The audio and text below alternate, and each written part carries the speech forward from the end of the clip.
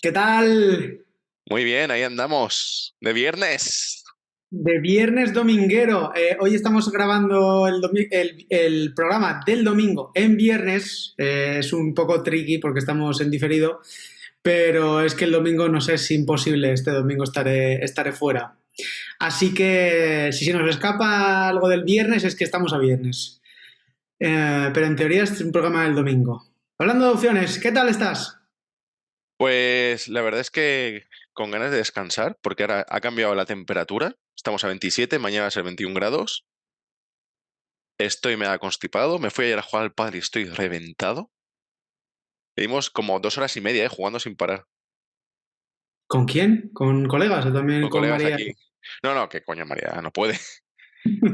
Con Ah, colegas, bueno, claro. con colegas y muy bien. Un colega que se ha montado aquí unas pistas de pádel, se las Sí. ha montado él. Ha dicho, es que me mola mucho el pádel y se las ha montado. Ha cogido un par de socios y es complicado montárselo aquí, pero el chaval lo ha conseguido.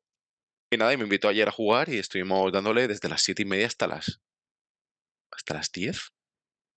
Nada. Uf, Sí, sí, sí, pero sin pega parar. paliza, ¿eh? Sí, sí, no Te pega, acabé. te pega paliza. Aquí está entrando también el pádel. No sé cómo estará ahí en Alemania, pero aquí está entrando. En Tallinn hicieron la primera pista hace 2 años. La segunda. Sí, bueno, empezaron la primera hace 2 años.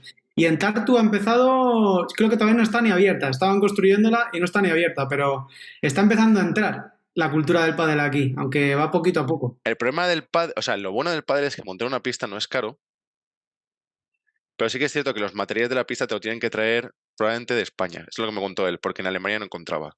Entonces tuvo que buscar en Valencia, me dijo.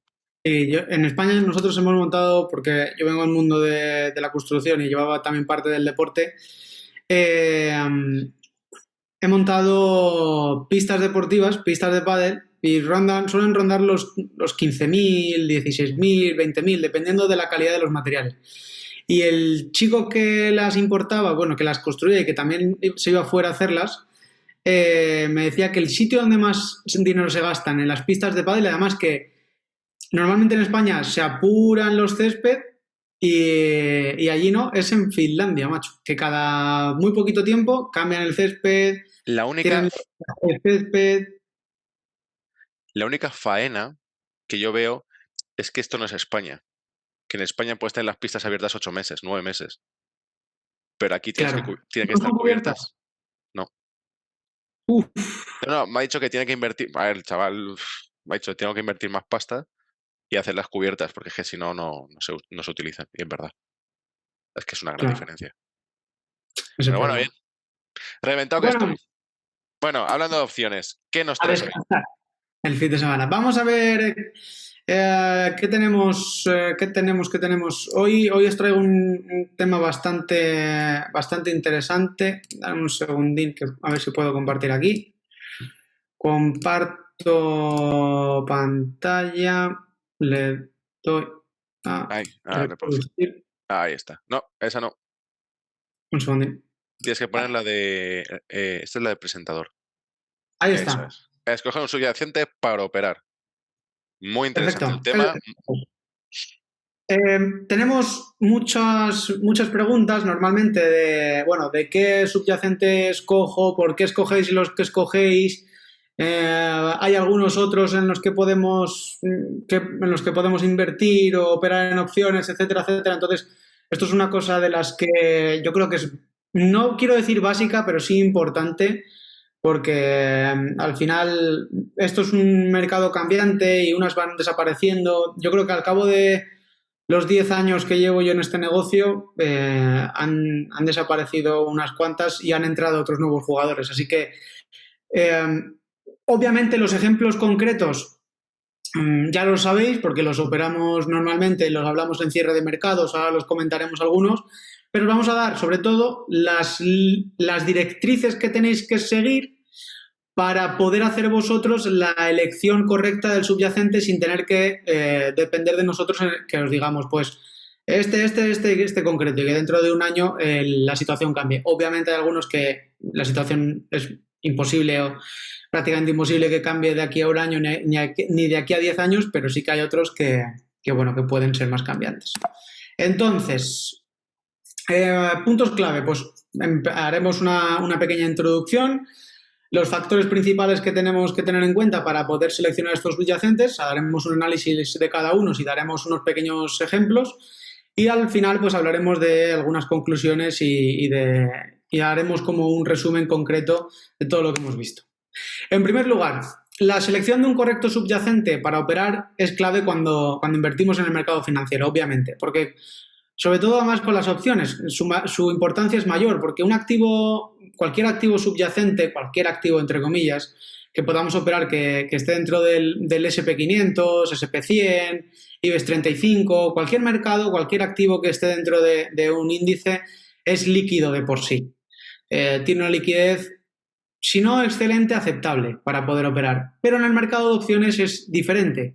El mercado de opciones tiene la peculiaridad de que no hay tanto dinero dentro de él en tantos activos. Hay mucho dinero metido dentro de unos cuantos activos bastante amplios, pero ni se acerca a la inmensidad que tiene el mercado de los subyacentes, ¿no? De los activos, de los ETFs, de las acciones directas, de los futuros, etcétera. Entonces, esto pues toma una especial importancia en las opciones. Operar en un subyacente adecuado es muy importante. ¿Por qué? Porque podemos entrar en problemas que ahora veremos más en detalle y además, sobre todo si estamos en una cuenta pequeña, cobra especial importancia porque el margen que tenemos de error es mucho menor. No podemos andar cometiendo errores en una cuenta pequeña así alegremente. Es importante no volverse loco, entre comillas, como pongo aquí, con demasiados activos. Hay gente que empieza a operar 200 activos o que empieza a ver 200 activos y eso es contraproducente y ahora veremos el porqué. Tener un listado con unos 20, 40 activos que conozcamos bien, que estemos dentro de ellos, sepamos un poco cómo se suelen mover, cuál es el movimiento esperado diario que podemos tener. Obviamente habrá días en los que ese movimiento pues se vaya lejos de lo normal, pero hablamos en términos absolutos y en términos porcentuales. Es más que suficiente para operar el tener 20, 40 activos. No creo que sea suficiente, no creo que sea necesario más. Vale, ¿cómo escogemos esos activos? Pues lo primero, tener en cuenta los criterios más importantes a la hora de seleccionar un activo, que son la liquidez, punto número 1, ahora entraremos más en detalle de qué tenemos que mirar, volatilidad implícita y rango de volatilidad implícita, hablamos de ello largo y extenso en opción delta, ahora también pondremos ejemplos concretos. Tendremos que tener en cuenta, en el caso de que sean acciones individuales, algunos eventos binarios, como en el caso de resultados, dividendos, y en el caso de índices o ETFs, pues anuncios importantes como pues, anuncios de la Fed, números pues como los que salen mensualmente de inflación, de tipos de interés, todo esto, ¿no? Precio del subyacente también bastante importante, pero dentro de las 4 que acabamos de ver creo que es la menos importante. Por eso, coger ese orden como orden de mayor a menor importancia. Es que la liquidez es algo fundamental. Sobre todo, como tengas un valor que quieras operar y no tenga liquidez, se te complica mucho la operación. Mucho. Es el factor más importante. Porque la volatilidad, sí, habrá momentos que será baja, alta, puedes esperar. Pero como tenga liquidez, macho, sí. Complicado. Eso es. Ahora veremos más. No, pero eso sí, es la volatilidad implícita. Hay veces que en muchas ocasiones va a estar baja y no por ello vamos a dejar de operar, simplemente vamos a seguir otros patrones de operativa. Pero que un mercado no tenga liquidez o que un activo no tenga liquidez, eso nos va a hacer directamente que no operemos en él. Además de estos, es importante también tener en cuenta las posiciones que ya tenemos existentes en cartera y las condiciones generales del mercado. Pero bueno, esos son factores un poco más secundarios, por decirlo así. Entonces, factor número 1, más importante. Es el factor número 1, por eso pongo ahí con letras mayúsculas, porque es el que, como el aceite del coche. Si nos quedamos sin gasolina, el coche se para, podemos echar gasolina nueva, podemos venir unos cuantos días después y ya está. Pero como empecemos a mover el coche sin aceite, es un problemón porque gripamos el motor. Pues lo mismo en las opciones y en el mercado financiero en general, pero sobre todo en las opciones, que es lo que nos compete a nosotros, porque sin liquidez vamos a poder entrar en bastantes problemas. ¿Por qué? Bueno, porque cuando un activo tiene liquidez, lo primero es que es más sencillo y rápido el entrar y salir de esas posiciones. Las órdenes normalmente se ejecutan al instante y se ejecutan a un mejor precio. Los mercados son más eficientes, tenemos menos margen de error. Por poner un ejemplo rápido, el S&P 500 tiene un valor nominal, un contrato de opciones de 40.000, más o menos de $40.000. Si el spread de bid y ask es de 1 céntimo, pues estamos giving away, estamos dejando de ganar, entre comillas, $1 sobre 40.000. Eso es eficiente, no, lo siguiente. También tendremos un menor riesgo de asignación temprana. Cuando hay poca liquidez, pues si alguien en el lado comprador quiere asignar un contrato, nos va a tocar a nosotros seguro, porque somos los únicos. Y lo que ponemos aquí de menor slippage, que lo que acabo de comentar, un spread de bid y ask, que ahora veremos un ejemplo concreto, pero si tenemos una separación de bid y ask muy grande, pues por cada operación que hagamos vamos a perder dinero. Ahora lo veremos también con un ejemplo concreto a la hora de abrir y cerrar posiciones.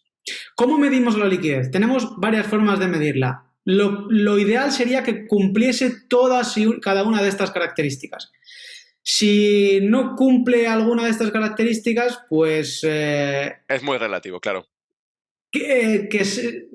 Siempre, sobre todo, hacer más caso al spread de bid y ask y al volumen de las opciones, ¿de acuerdo? Pero lo ideal, y por regla general, los activos en los que nosotros invertimos cumplen todas y cada una de estas directrices. El volumen de la acción, que tenga más de 1 millón de acciones o ETFs o lo que sea, negociadas diariamente. El volumen de opciones, que en cada precio strike haya más o menos, si es más, mejor, 1.000 contratos negociados diarios. Que el interés abierto también sea superior a 1.000 contratos.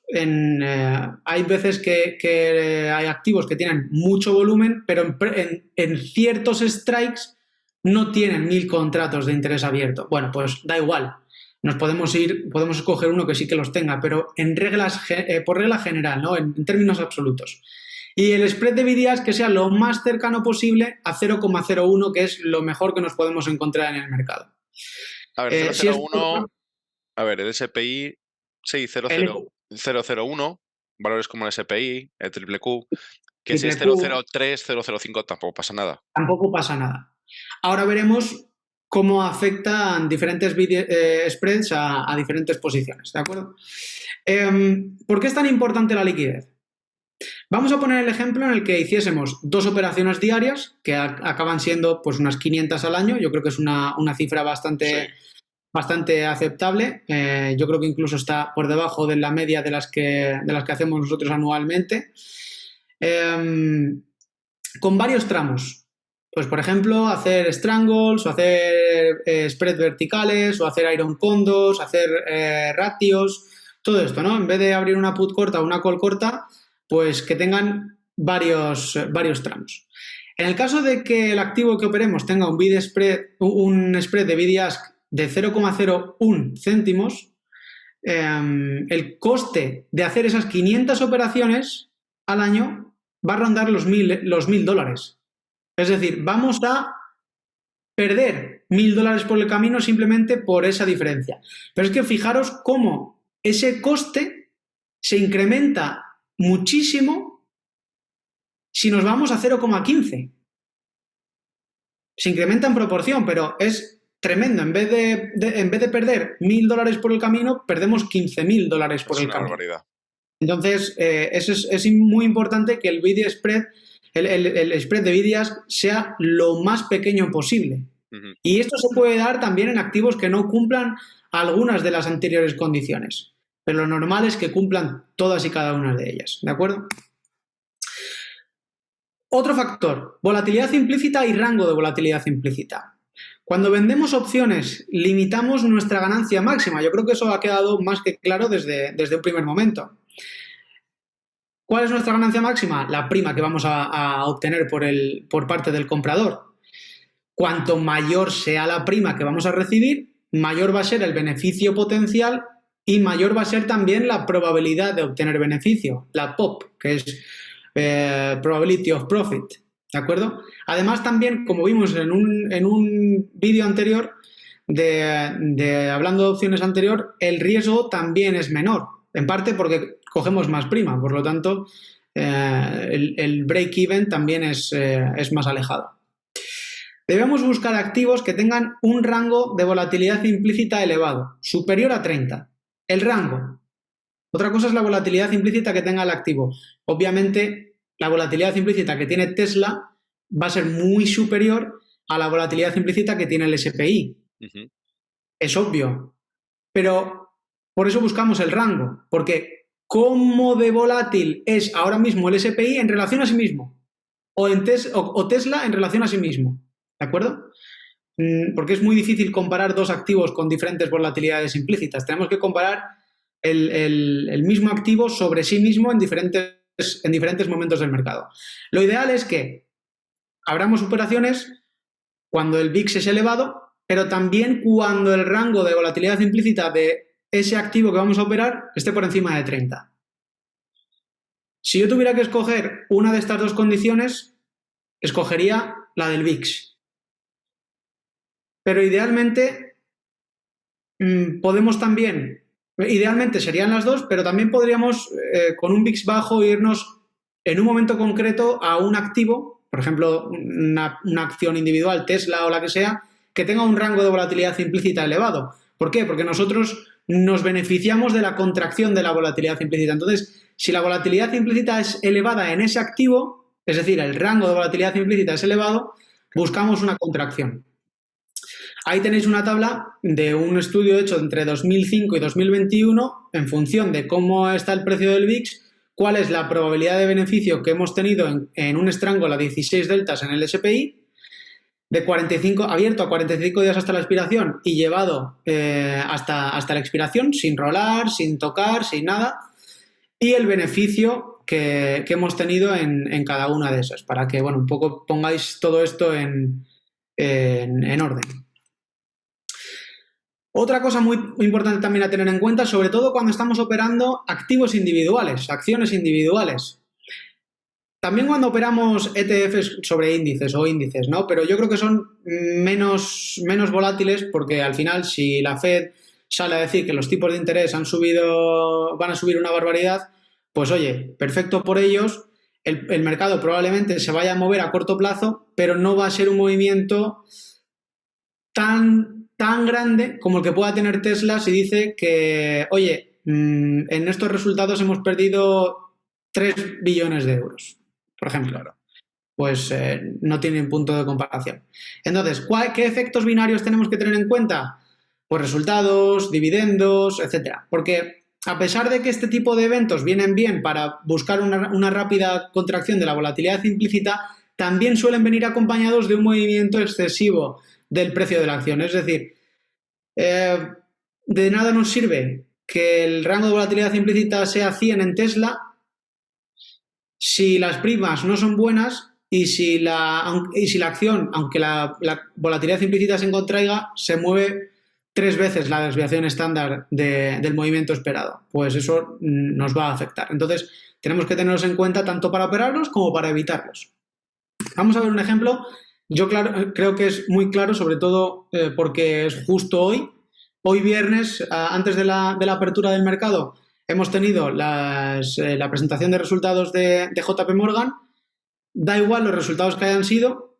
Como veis en la parte baja, donde tengo el cuadradito más abajo del todo, la contracción de la volatilidad implícita está siendo muy fuerte, que es la línea morada, está bajando un montón después de presentación de resultados. Eso nos beneficia como vendedores de opciones, porque se pierde un montón de prima que ya habíamos cogido previamente. Pero también va contrarrestado de un movimiento que es el cuadrito que veis obviamente en la vela de en medio, que es un 3%, un 3,5%, que relativo al movimiento normal de JP Morgan, pues es 3 veces el movimiento diario normal de JP Morgan. Entonces, esto, pues, aunque nos beneficie por la parte de la volatilidad, nos va quizá a perjudicar por la parte del movimiento del subyacente si tenemos una posición puesta y va en nuestra contradireccional. Una call o un strangle. Entonces, esto hay que tenerlo también bastante en cuenta. Y por último, el precio del subyacente. En opción delta, sabéis que seguimos la teoría comúnmente conocida como contraria. Es decir, normalmente cuando un activo tiene un brusco movimiento direccional, ya sea intradiario o un movimiento tendencial de hace mucho tiempo, meses o un año, solemos abrir el lado contrario. Si ha bajado mucho, solemos comprar, solemos ponernos largos. Si ha subido mucho, solemos ponernos cortos. Eso yo creo que además queda bastante claro. Muchas veces Carlos hace operaciones en su programa de martes y jueves en los que nos ponemos contrarios a un movimiento excesivo en un día buscando una reversión al día siguiente, que en muchos casos se suele dar, porque al final el movimiento de un activo no es lineal, ni mucho menos. Tiene ese movimiento zigzagueante, ya sea hacia arriba o hacia abajo, aunque se quede lateral. Por lo tanto, pues es importante, pero menos importante que todo lo que hemos visto antes, también mantener un poco el ojo en qué es lo que está haciendo el activo subyacente. Entonces, para ya poner todo en conjunto y hacer un pequeño resumen, yo lo que haría, o lo que nosotros solemos hacer, es mantener una watchlist. Ya lo habéis visto incluso en todos los programas que hacemos, entre unos 20 o 40 subyacentes, no hace falta más. Con los principales subyacentes que veáis el comportamiento, que sean líquidos y que mantengan unos buenos niveles de volatilidad implícita y de rango de volatilidad implícita, es más que suficiente. Además, es contraproducente tener demasiados porque al final no nos acostumbramos al movimiento de ninguno. No es lo mismo acostumbrarse al movimiento del SPX que acostumbrarse al movimiento de triple Q, ni mucho menos. Por segundo lado, que es lo más importante, pero bueno, la primera es como una guideline y la segunda es lo más importante. La liquidez es la clave. Tenemos que activos líquidos. No podemos hacer el tonto en activos ilíquidos, por muy bonitos que nos parezcan a primera vista, porque lo que nos van a traer son problemas y pérdidas a largo plazo, como hemos visto. Tercero, estar al tanto de la volatilidad implícita del mercado en general, que normalmente lo miramos con el VIX, y también del rango de volatilidad implícita del activo subyacente en concreto que vayamos a operar o que queramos operar. También tener en cuenta, antes de abrir una operación en ese instrumento, si hay algún tipo de evento binario que queramos operar o que queramos evitar. Y por último, considerar, pues como hemos dicho, el precio del subyacente, si está demasiado alto o si está demasiado bajo con respecto a sí mismo en estos últimos tiempos. Y nada más. Este sería